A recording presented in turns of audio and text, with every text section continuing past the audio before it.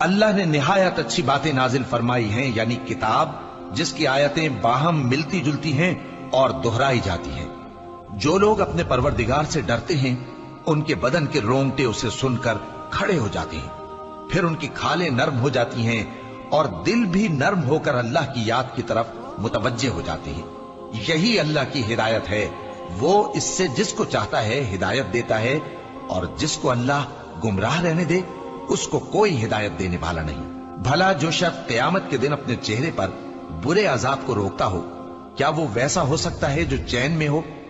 اور ظالموں سے کہا جائے گا کہ جو کچھ تم کرتے رہے تھے اب اس کے مزے چکھو۔ جو لوگ ان سے پہلے تھے انہوں نے بھی تکذیب کی تھی، تو ان پر عذاب ایسی جگہ سے آ گیا کہ ان کو خبر ہی نہ تھی۔ پھر ان کو اللہ نے دنیا کی زندگی میں رسوائی کا مزہ چکھا دیا، اور آخرت کا عذاب تو بہت ہی بڑا ہے۔ کاش یہ سمجھ رکھتے